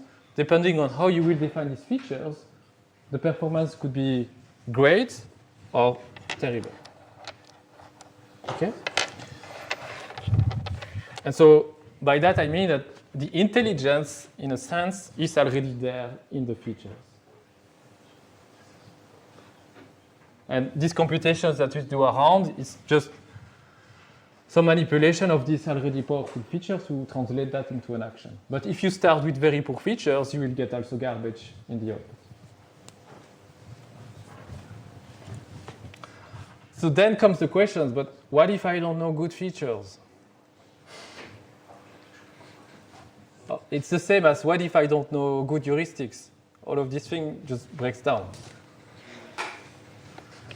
Well, this is where deep learning comes from. Deep learning will allow us to learn directly good features. Okay, questions on this? Okay, so we have 30 minutes left, more or less. And still 50 slides. Okay, so I'll just do a teaser, and then we'll take the time to go over this next time.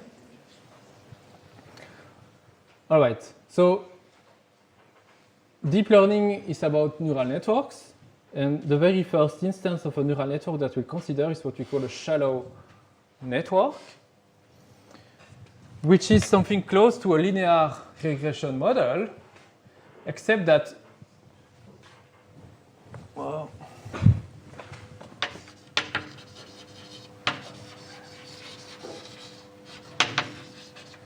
in linear regression, we start from x, which is d-dimensional, and directly we transform this into y, which, for example, in the case of regression, would be one-dimensional. Okay?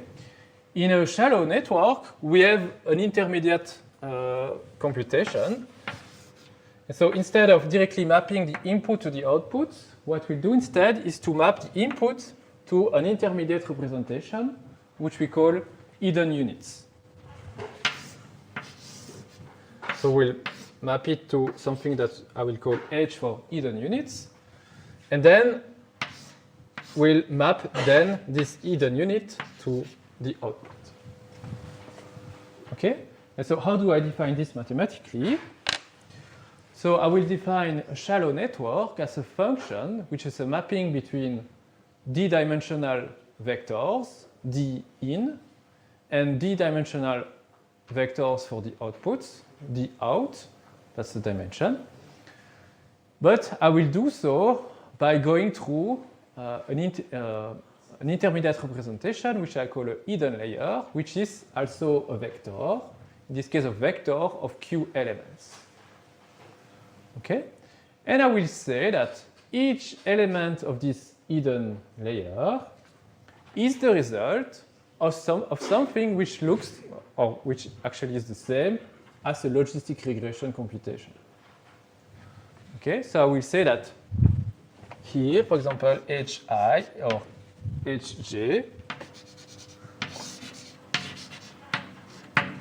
hj is sigmoid of the sum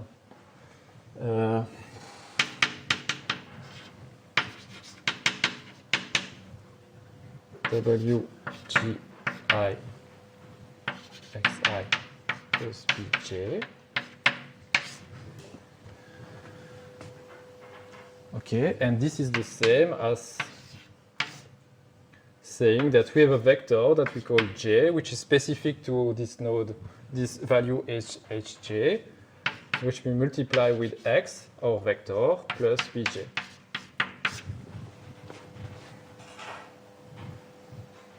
Okay, so this value there will be computed using all these elements, exactly as here, where this output is computed using all these elements. Okay? And we make this assumption, so we say that we have a certain number of these hidden units. We'll have few of them, and each of these hidden units will have also its own set of parameters. So we'll have its own W vector and its own offset B. Okay? So if we have, I don't know, 10 hidden units in this layer, that means we'll have 10 vectors W, 10 scalar values for B. That will transform this X into now a 10-dimensional vector. Okay? That's for the first layer. And then we'll say that the output, for example, here in the case of a one-dimensional output, will be itself the result of a linear operator where you start from H, you project that linearly into one dimension, and you obtain Y. Okay? So here we'll have that Y is equal to, let's call it, so if we bundle all of this into a vector, V, we'll have that Y is equal to V times H plus some offset, let's call it. Okay?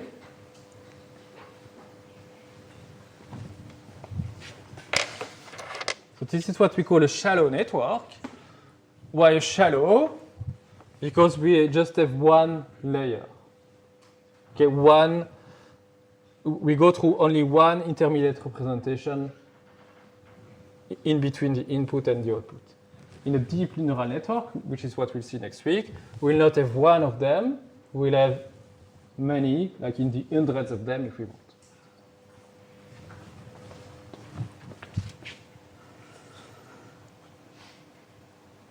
Okay. So this is an example of a shallow network where we have one single input, one single output, and we go through an intermediate layer made of three hidden units.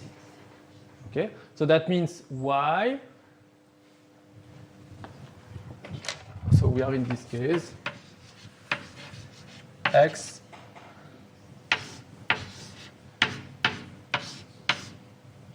H, where we have H0, H1, H2, and this is a vector, and one scalar for the output. Okay? And so if you follow this blueprint for the shallow network, we could have something like this, where here we have sigmoid of some coefficients times x plus some offset, that's H0, plus times a scaling factor. Then the same for the second unit, which also we rescale by another scaling factor to produce the in the computation of the output, and similarly for the last hidden units, plus some final offset. Okay? And usually in deep learning, we use activation functions. So this function sigma there, usually it's not the sigmoid activation function like the one we have seen for the logistic regression model. What we have instead, we have a whole zoo of different possible activation functions, and the one we'll use here in this part of the slides is what we call the ReLU activation function, which looks like this. It's a function which takes some real value as input and produce as output the maximum between 0 and the value. So it basically says that if the input value is positive, just return the same value as the input. If the input value is negative, return 0. Okay, so it will just filter out everything which is negative. Okay, and everything which is positive will just pass through the ReLU activation function. Okay? Now, if we have this expression for this shallow network using for sigma this ReLU, this expression made of 10 parameters. So here the parameters are the 3 W's, the 3 B's, the 3 V's, and C. Okay, we have 10 parameters. These 10 parameters, they define a family of piecewise linear functions. Okay, and here you have 3 examples of piecewise linear function that you can instantiate by just adjusting the parameter values, the 10 parameter values. And so you have infinitely many such functions that you can define with these 10 parameters. However, what will be common to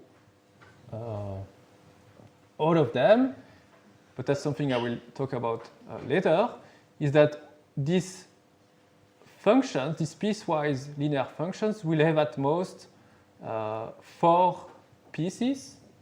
So you see that here you have one piece, a second piece, a third piece, and a fourth one. Okay? And we have the same number of regions for the 2 other examples. And the reason is because we are using 3 hidden units. Okay? And it should be clear when you think about what's going on in terms of how the output function is computed. So here it's a decomposition of the computation which is done inside this network, where first you compute the value at the entry of each activation function. So it's just a linear function of the input. So that could look like this line, and this line. Okay? So where this value is what enters this node, or this node. Okay? Then you pass this function to the activation function associated to the unit. If it's the ReLU, then you just basically truncate the function and only keep what is positive. So this function becomes this one, where this part here on the left becomes 0 because it's negative. Similarly here, it becomes negative than this line. And here, since the linear function is decreasing, we have something a bit different, where we have positive value, and then it's on the right part that we have 0. Okay?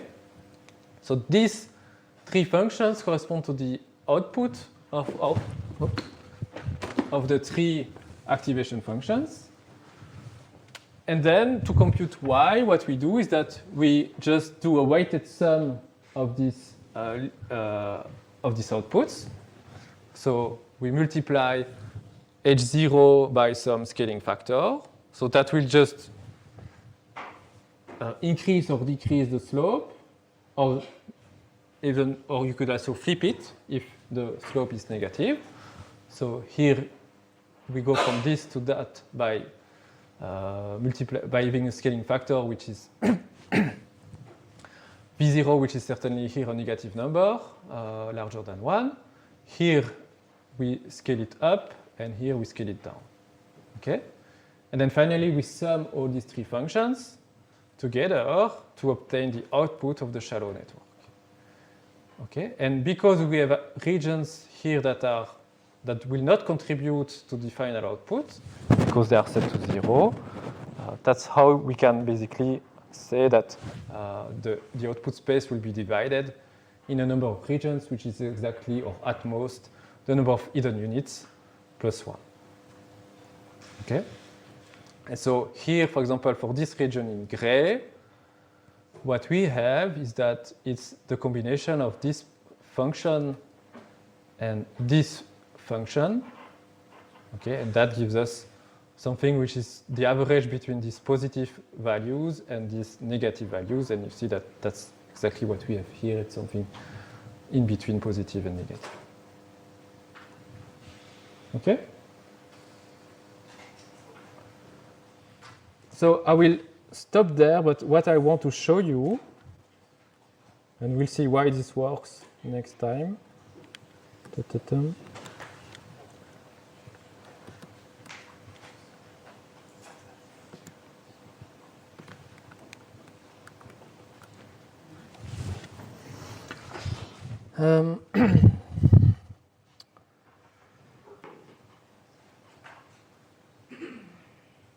So if you implement the shallow network, what we have is this structure.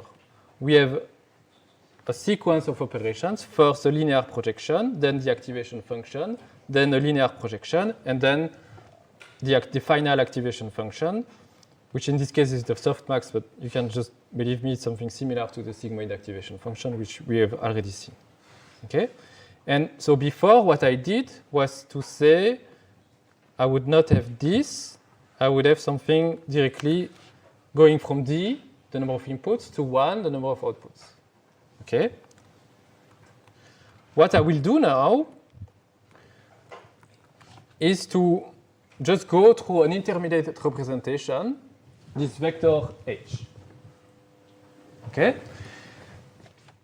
Here, just to show you, if I chain together two linear operators, so if you multiply twice a vector by a matrix, it will remain a linear operator. Okay? Do you agree with that? If you do two linear operations consecutively, it's as if you had done only one linear operation. Okay. Then everything stays the same, except for the loss, which is now the negative log likelihood. Okay, whatever. But other than that, it's the same. Same recipe. We still have a straight line, as expected. Does not work as well for this particular run. But we have something very similar as before. Okay, so we have not gained anything by adding this intermediate representation. Now, what I will do is just to insert in between these two linear operations the activation function. Everything else stays the same.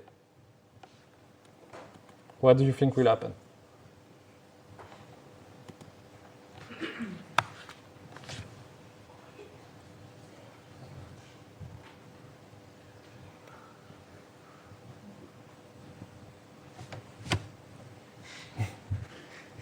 It works. Okay, that's it for today.